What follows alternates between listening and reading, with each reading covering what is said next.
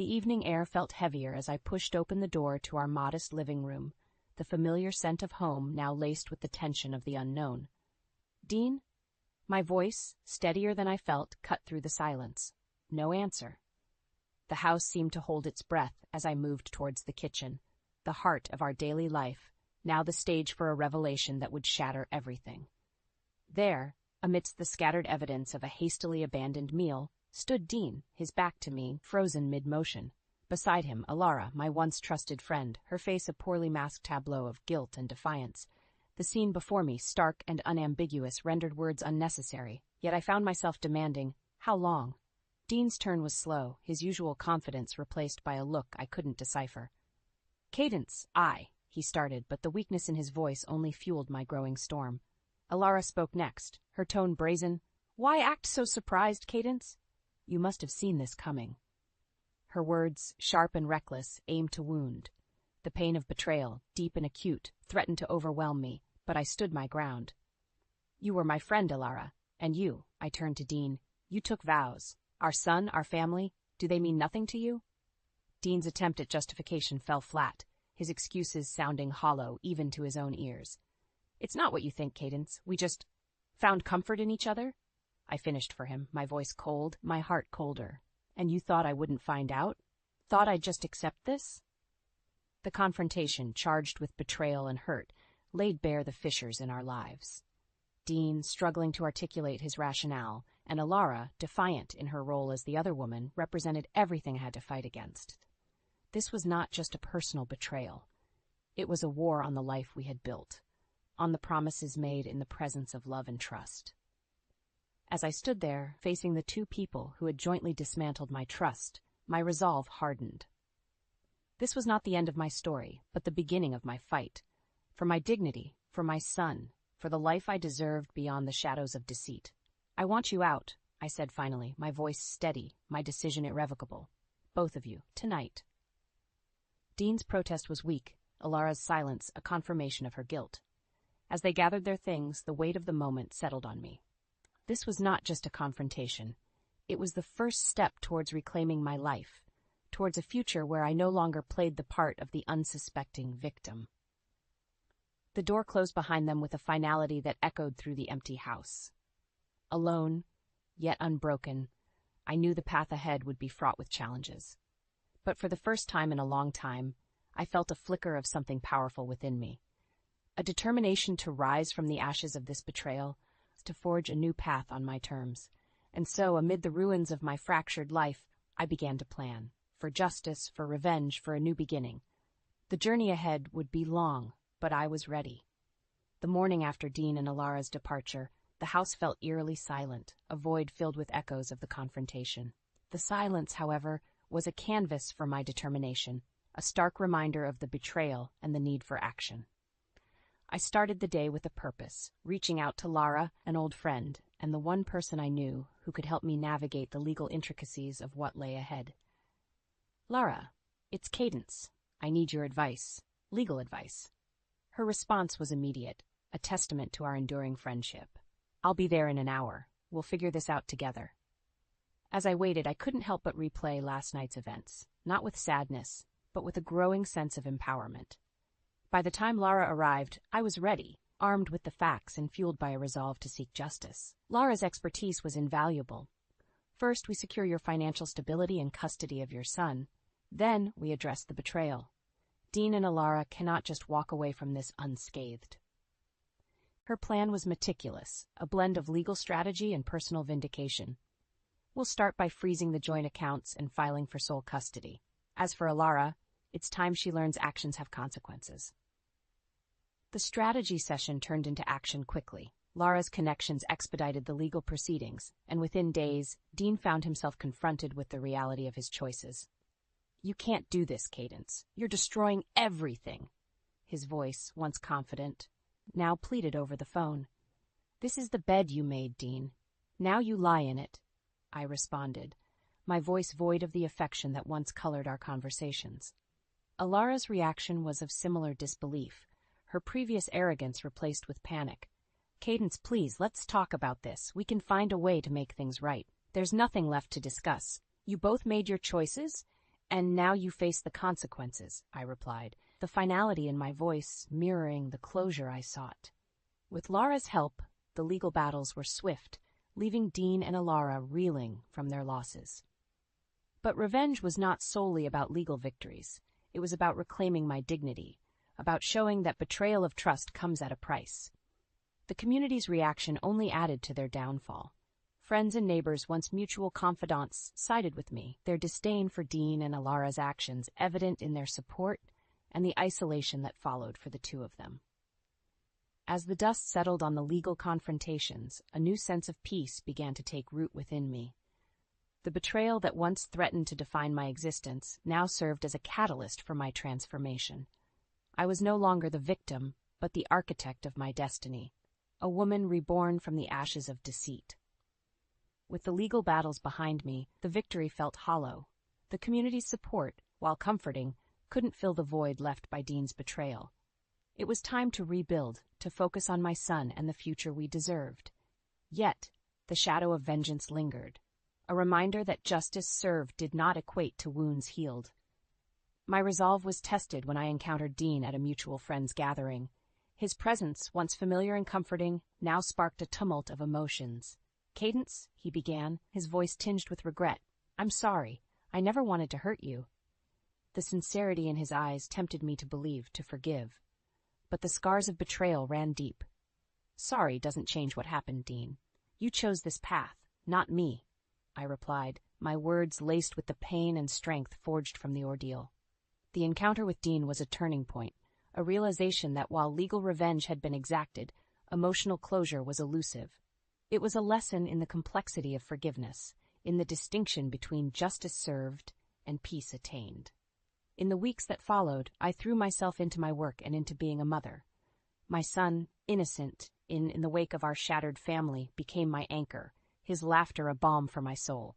Through him I saw the possibility of a future unmarred by the past, a life rebuilt on the foundation of resilience and love. Yet, the journey of healing was not without its challenges. Alara, undeterred by her fall from grace, sought redemption in the eyes of those who had turned their backs. "Cadence, can we talk?" her message read, a plea for understanding, if not forgiveness. The decision to meet her was not easy. Face to face, the woman who had been my friend, then my betrayer, now sought my mercy. "I was wrong," she admitted, her eyes reflecting the weight of her choices. "I've lost everything, but I've learned. I'm truly sorry." The words I had longed to hear, yet their arrival brought no satisfaction. Forgiveness was a journey, not a destination, a path I was still navigating. "I appreciate your apology, Alara, but I can't undo the past, and I can't erase the pain. Maybe in time we'll both find peace." The days turned into weeks, each one a step further from the past and closer to a future I was still shaping. My world, once defined by the actions of others, now took form around the choices I made for myself and for my son. The legal victories and public vindication had faded into the background, replaced by the quieter, more challenging work of rebuilding from within. My journey was interrupted by an unexpected encounter with Dean at a community event. This time, his approach was hesitant, respectful of the distance I had put between us. "Cadence, I've been doing a lot of thinking," he started, his voice carrying a sincerity I hadn't heard before. "I know I can't change the past, but I'm here, trying to be a better person for our son." The mention of our child, the innocent caught in the crossfire of our decisions, softened the hard edges of my resolve. "He deserves the best of both of us," I admitted, the shared love for our son a bridge over the chasm of our past. This acknowledgement marked a shift, a door opening to the possibility of co-parenting with grace, if not friendship.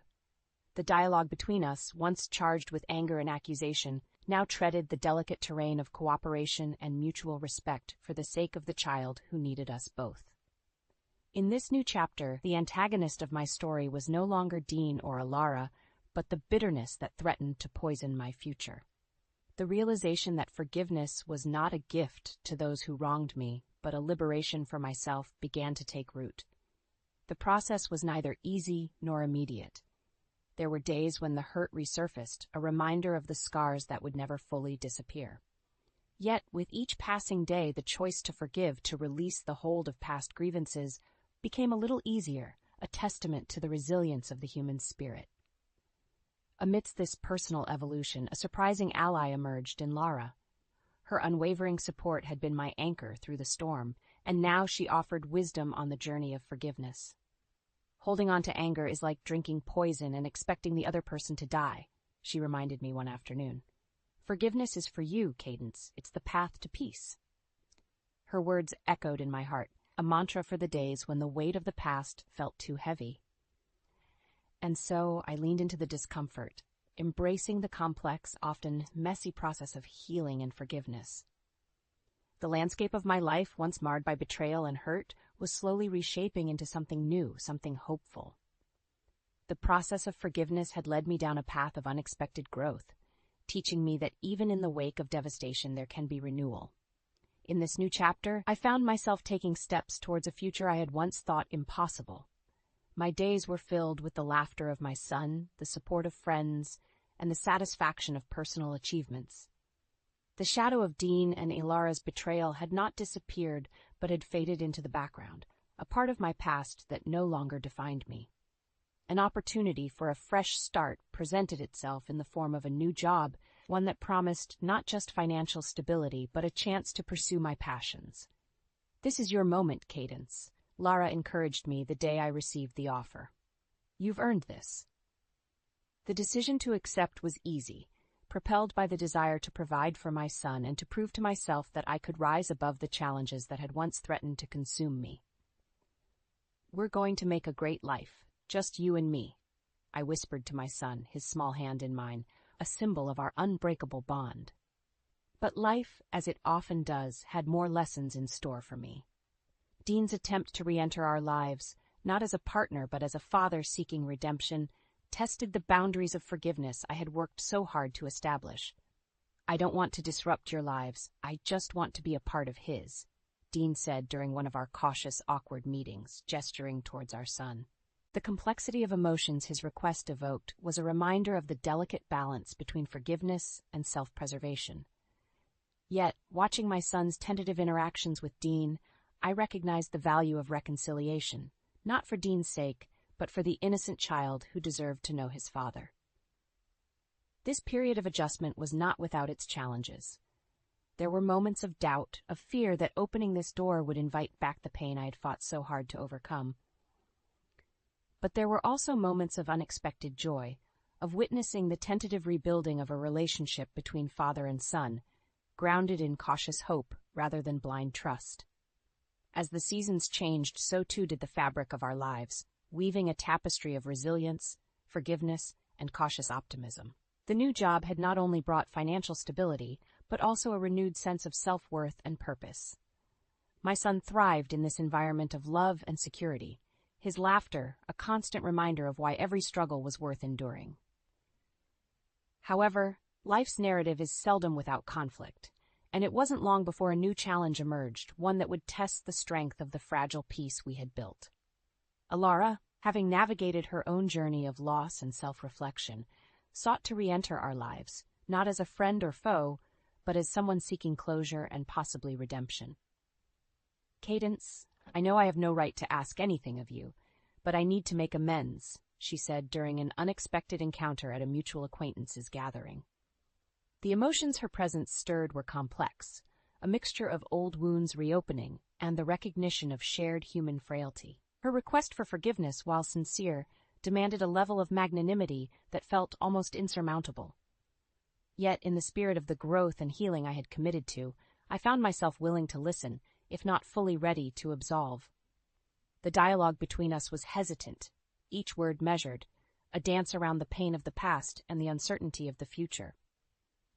"I don't know if I can ever fully forgive you, Ilara, but I'm willing to try to understand," I responded, acknowledging the power of forgiveness to heal not just the recipient, but the giver as well. This encounter, though fraught with emotional landmines, paved the way for a new understanding. Forgiveness, I realized, was not an erasure of the past, but a means of liberating oneself from the chains of bitterness and resentment. In the midst of navigating these personal upheavals, a surprise development at work offered an unexpected opportunity for advancement, a testament to my hard work and dedication. Cadence, your leadership and innovation have not gone unnoticed. We'd like you to lead the new project, my supervisor announced, recognition that filled me with pride and reaffirmed my belief in my abilities and in the promise of new beginnings. The calm that had settled over my life was deceptive, a brief respite before the next storm. Just as I had begun to navigate the complexities of forgiveness and the challenges of my new role at work, an unexpected development threatened to upend the delicate balance I had achieved. A legal notice arrived without warning, a stark reminder that the past was not as far behind as I had hoped. Dean, motivated by a desire to reassert himself in our son's life, was challenging the custody arrangement. "I just want to be a part of his life, Cadence. I'm not the same man I was," he pleaded over the phone, his words echoing a sentiment I had heard before, yet underpinned by a desperation I hadn't seen in him. The battle lines were drawn once again, not in the courts of law this time, but in the arena of personal conviction and the unresolved tensions that lingered between us. "Our son needs stability, Dean. Your actions have consequences," I responded, the firmness in my voice belying the turmoil within. This new challenge forced me to confront not just Dean, but my own fears and uncertainties about the future. The prospect of revisiting old wounds, of fighting once more for what I believed was right for my son, was daunting. In the midst of this upheaval, Alara reached out, her timing impeccable. "I know we've had our differences, Cadence, but I'm here if you need someone to talk to," she offered, a gesture that, months ago, I would have dismissed outright. Yet, the journey we had both embarked on towards healing and understanding had shifted the dynamics between us. "Thank you, Alara. I appreciate that," I found myself saying, surprised by my own willingness to accept her olive branch. As the days passed, the tension surrounding the custody challenge grew. Meetings with lawyers and mediators became a routine part of my life, each encounter with Dean a test of my resolve and a measure of how far we had both come, and how far we still had to go. The dialogue between us was fraught with the weight of our shared history, each word a testament to the complex web of emotions that bound us. "I'm not trying to take him away from you, Cadence. I just want to be a part of his life," Dean insisted, his plea a mix of sincerity and desperation. The resolution, when it came, was not a victory for one side or the other, but a compromise, a mutual agreement to put our son's needs above our own grievances. "We'll make it work for his sake," I conceded, recognizing the value of co-parenting in a way that provided our son with the love and support of both his parents, even if from a distance.